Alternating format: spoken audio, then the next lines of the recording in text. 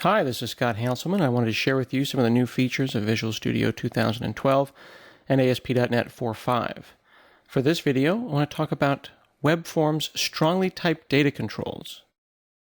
These are part of ASP.NET Web Forms. If you're familiar with Web Forms, you've probably used data controls before. I'll switch over to my page here. I'm going to pull some data out of a database. I'll start by making an unordered list. And then I'm going to take this list item and I'm going to repeat it. So I'm actually going to bring in a repeater control. And I'm going to have an item template where we'll have a list item for each of those. And we're going to pull some data out of the database, specifically categories.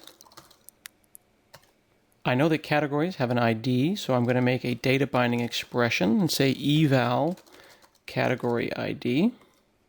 This is the way that we did things before. I've got a string that I'm passing in there. I'll pull out description as well.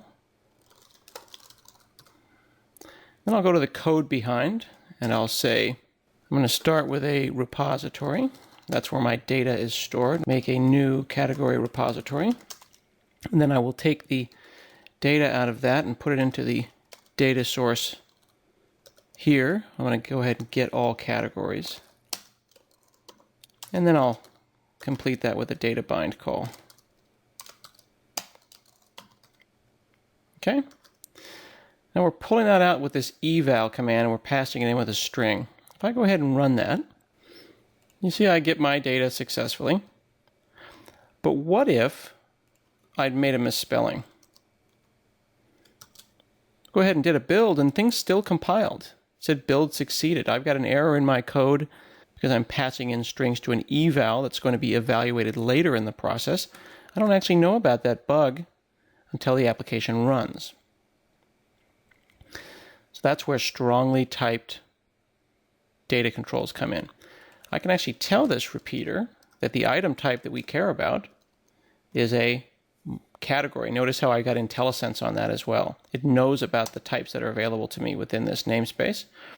Instead of saying eval, I've said that the item type is category, so I can actually say item dot, and it knows that this is a category. IntelliSense automatically picks up these properties. These are properties of the category. So I can say category ID, and instead of eval description, I can say item description.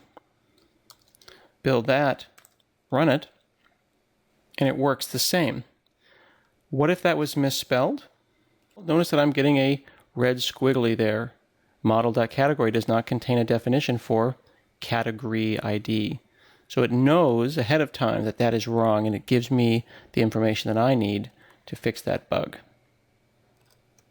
That's available in not just repeaters, but form views and grid views and any kind of data control in ASP.NET Web Forms that can do data binding. You can use the new item type, and because ASP.NET 4.5 installs on top of ASP.NET 4, all of your existing pages will work, but you can go and add features like this to existing stuff, just like I took this repeater and replaced the eval with a strongly typed data binding expression.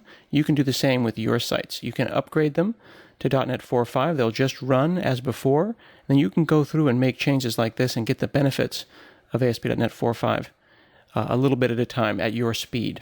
That's just one small feature of ASP.NET Web Forms. Check for the other videos with other features like model binding.